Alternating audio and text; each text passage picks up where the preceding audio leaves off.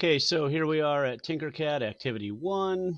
You probably just watched this little TinkerCAD intro video that sort of talks about it.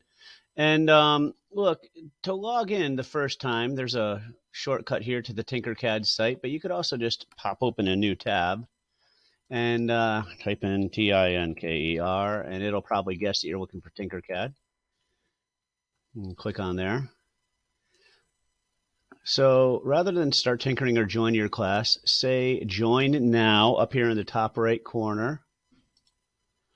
And you're going, I know you might say, oh, students join a class. We're not going to do that because you guys are working independently. If we had a whole class doing a TinkerCAD project, I might go to the trouble of setting up a class and giving you a code and everything. You're just going to create a personal account using your school Gmail. Now, of course, you must already be logged into Chrome. This, I'm using a student account right here. MS Tech Ed 1 is sort of a student account. So, you've got to be logged into your Gmail or logged into Chrome, and then create a personal account, sign in with Google. Hello, you're already logged in with your Google. And that should take you, MS Tech Ed 1. It'll say your name at rockyhillps.com here. Make sure you logged in with your school account, not your personal account, if you happen to have a Gmail. Click to continue.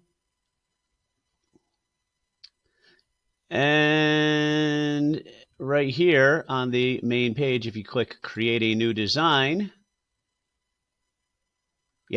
and this is where I want you to be. This is where all the magic happens on this place called the work plane. Here's your shapes and other things, and there's tools up here. The rest of the video will explain. And this is what TinkerCAD is going to look like for most of you. Okay, you're going to have a work plane here. This is where all the work actually happens. One of the first things you'll notice here is that you have some very strange name, Fantastic Robo-Biggery, which makes no sense at all. They're just nonsense words usually, or a bunch of words put together in such a way that it means nothing. Right away, you want to rename this. So I'm going to say Mr. Pat's demo. And yours might be, Susie's Activity 4 or Joey's round box, cylinder box, something like that. But either way, you want to name it right away, okay? And so I've got this work plane here. I can use this guy here to kind of move it around and get to see all over the place, which right now is kind of interesting. But once you put an object on there, it will always make it a little bit easier to understand. The home position always takes me right back to there, which is called an orthographic view. We can zoom in on things. We can zoom out on things. I can also do that with the roller on my mouse, which is pretty handy. I can use my right click button. If I hold my right mouse button down and move it around, it allows me to rotate all around and do all sorts of things.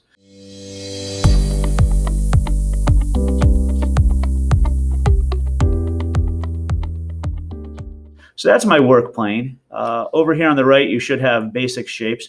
I'm just going to grab a box and drag him over here. Okay. And I can change things about the box here, all sorts of different characteristics. But for the most part, I'm really not that worried about it. Here, once again, I'm going to zoom in using my roller and zoom out using my roller. I'm going to zoom in using these arrows. I'm going to zoom out using that. I'm going to click on this home position, and it brings me right back to there where I'm kind of looking at it from ahead. I'm going to grab the dice up here in the corner and roll it around so I can look at the bottom. I can look at the top, left. And sometimes as you do this, you do get confused and discombobulated. So being able to click home and have it take you right back to that original position is pretty sweet. Okay, I'll zoom in a little more. There's my cube. One thing we want to do, if you click on these guys here, on these little, what we call handles in the corner, these little squares, which I'm sure you're familiar with from other apps you've used. When you click on them, you'll see the little dimension boxes here. Now this says 20, which tells me I'm a little suspicious there. I'm going to click over here where it says Edit Grid.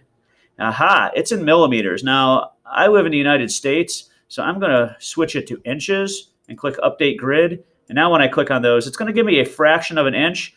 Although if I type in 0.75 inches, it automatically made it a fraction, 3/4 of an inch. And maybe I'll make this 0.5 inches, and that makes it a ½ inch. And I'll make this, we'll say 1. Oops, got to make sure it's highlighted there. 1. So now I have a 1 inch high by 3/4 inch by ½ inch kind of a rectangle, cube, box sort of a thing going on there.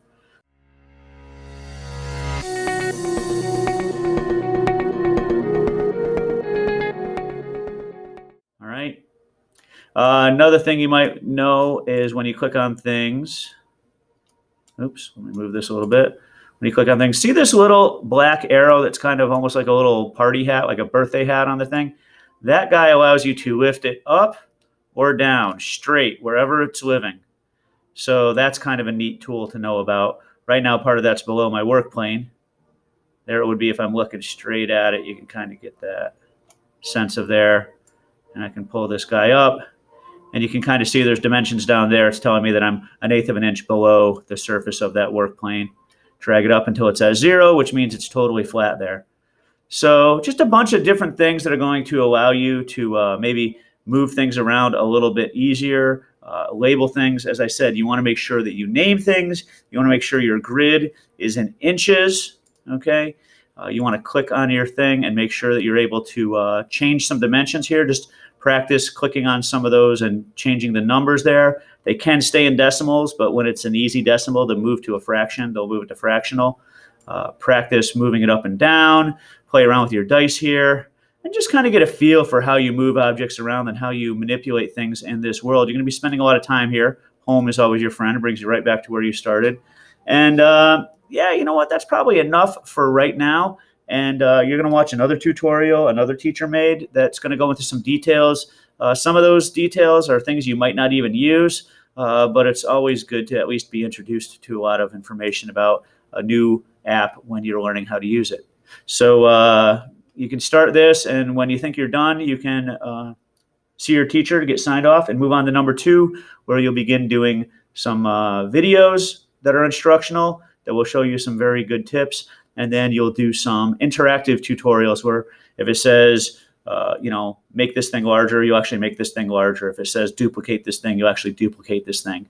And you'll find a combination of videos and tutorials are going to give you the skills you need to actually build the projects. And you'll probably be building 4 or 5, maybe even 6 projects before this module is over.